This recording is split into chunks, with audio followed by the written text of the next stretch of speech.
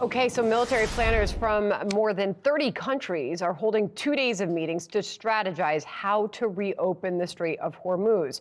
Foreign correspondent Jeff Paul is reporting live for us now out of London. Jeff? Yeah, Sandra, and UK Prime Minister Keir Starmer says whatever is planned will be strictly peaceful and defensive and would only be put into action once the fighting ends. But until it does, the planning will continue as the European economy starts to show signs of fractures. And that is a huge part of the reason why this second summit on the Strait of Hormuz is taking place. Last week it was France. This week it's London, where officials hope to build off their progress. More than 30 nations and their military strategists are expected to attend the conference. Over the next 2 days, they'll work to hash out detailed military plans to secure freedom of navigation in the strait and support a lasting ceasefire. And the clock is ticking, especially when it comes to the economy in Europe. The Energy Commissioner of the EU, Dan Jorgensen, says even in the best case scenario, the region will likely experience shortages in jet fuel and diesel fuel, impacting both travel and trade. If this goes on for many months or even years, we're looking at a totally new world order and probably very, very severe economic consequences that goes far beyond only the energy sector, of course. And Jorgensen says even if there was peace tomorrow, it would take a country like Qatar 2 years or more to rebuild its gas production. So he thinks no matter how positive the resolution is, this crisis will have an impact around the world for years to come. Sandra? Got it. Jeff Paul live out of London on that for us. Jeff, thank you. John? All right, Sandra, let's bring in former CENTCOM Commander, retired four-star General Joseph Votel. General, thanks for being with us. Wanted to talk to you, first of all, about the IRGC harassing these ships. A couple of them were in the Strait of Hormuz, the Epaminondas, which is Liberian registered. It was actually in what looks like Omani territorial waters. The MSC Francesca, which is owned by one of the biggest shipping companies, it's registered in Panama. Both of them were attacked by IRGC so-called fast boats. And then this one, the Euphoria, which is also Panamanian registered, actually out in the Gulf of Oman. How is it that the IRGC is able to do this? I thought that we sunk their Navy. Yeah, thanks, John. It's good to be with you again. Well, certainly the U.S. military the last several weeks has conducted substantial strikes against a lot of the IRGC's military capabilities and done a lot of damage, but that damage hasn't been absolute. So this is a military, the IRGC, that is savvy, that knows that they are going to be targeted, and so has taken a lot of measures to protect some of their assets so they could do things like you just pointed out. And that tactic, of course, is not anything new. It's something that the IRGC maritime forces have been doing for a number of years now, harassing ships and trailing ships and shadowing ships out in the strait. Yeah, as far as we know, it was these IRGC fast boats, which President Trump talked about a couple of weeks ago, saying that they've sunk the big Navy ships that sunk a submarine. But many of these boats have been left intact, and that's what they're sending out in the strait to harass these boats. I had a quick phone call with the president earlier this morning. I asked him what to do about these. He says, well, we may just blow them out of the water in much the same way as they've been doing with those drug boats off the coast of Venezuela and Colombia. Is that the right approach here, or would that be a ceasefire violation?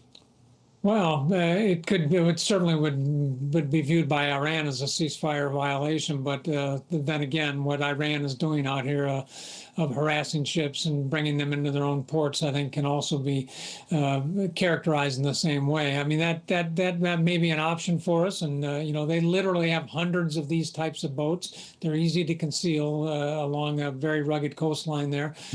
So yeah, that certainly could be an option down the line if the Iranian regime doesn't come to the table or offer something up very soon, I think. Right. I just wanted to show the coastline of Iran and the major Iranian ports that the U.S. blockade is affecting. Of course, the big one here is Bandar Abbas. That is a major, major port just north of Qeshm Island. And then coming here and just showing the routes that a lot of these ships are taking. This is Larak Island here, and this is Qeshm, of course. And Iran has been directing all of these ships as best it can to go in between Larak Island and Qeshm Island, because there's a little bit of a loophole in the UN Convention of the Law of the Sea, where you do have free international transit through a strait like this, unless there is an island that's owned by this country and the transit is between the island and that country, as long as there is an alternate route to go. So they're trying to exploit this, General, but why are the shipping lines falling for this?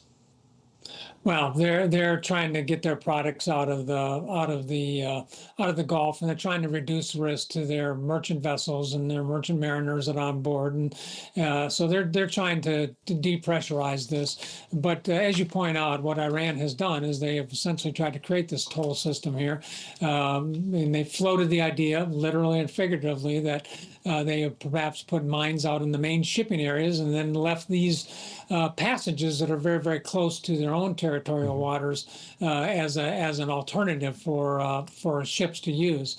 So it's very clear what they're trying to do here, and they recognize the leverage that the strait provides them, and they're trying to maximize their ability to use that in whatever future negotiations take place with the United States. When I spoke with the president this morning, he told me something off the record that I've been holding until now. There were 8 women that were scheduled for execution at the hands of the Iranian, the Islamic Revolutionary Guard Corps. We've got some photos of them we'll put up on the screen here. They were scheduled to be executed today. The president, yesterday on Truth Social, appealed to the IRGC not to execute them. He has just posted this on Truth Social. Very good news. I've just been informed that the 8 women protesters who were going to be executed tonight will no longer be killed. 4 will be released immediately, and 4 will be sentenced to 1 month in prison. The president sees that as a goodwill gesture ahead of a potential resumption of negotiations. I mean, the fact that the IRGC would do this is just absolutely beyond reprehensible. But what do you think of this dynamic at this time? Yeah, congratulations to the president for bringing that to the front. You know, one of the things that we've learned about dealing with the IRGC is that when you expose what they're doing, you expose it to a public audience, it does cause them to change their tactics. We did this a number of years ago when they're harassing our ships and other ships going through the Straits of Hormuz. They don't like that. They don't like being exposed that way. And I think we need to use the power of our information, the power of our ideas here to really expose just how bad this regime is. Hey, one quick question to you, too, because I talked to the president about Ahmed Vahidi, who was the commander-in-chief of the Revolutionary Guard Corps. I said, what are you going to do about this guy? He says, we will knock the S ... out of him if we need to. What do you think the president should do about Vahidi? Because he is beyond a hardliner.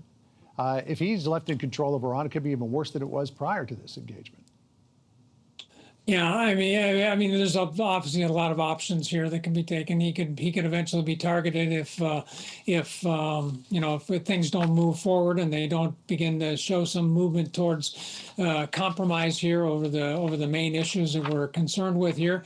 I think a big issue for us right now is really understanding the regime and who the big influencers are. Certainly, the individual you just highlighted is very big behind this. You know, one way is to eliminate him.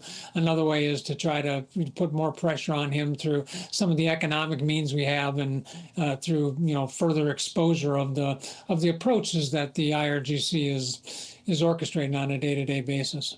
All right, well, we'll see where all of this is headed. The president optimistic the peace talks will resume. We'll see. General, always good to have you on the program. Thanks for joining us. Appreciate it. Thanks, John. Good to be with you. Now this. Be sure to like and subscribe for all the Fox News latest on YouTube and catch full shows streaming now on Fox One.